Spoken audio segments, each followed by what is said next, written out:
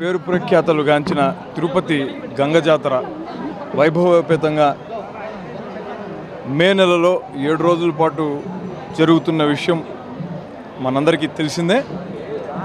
ఈ గంగ జాతరలో పార్టీ పెద్దలు అలానే ఇతర నగర ప్రముఖులతో అమ్మవారిని దర్శించుకోవడం జరిగింది.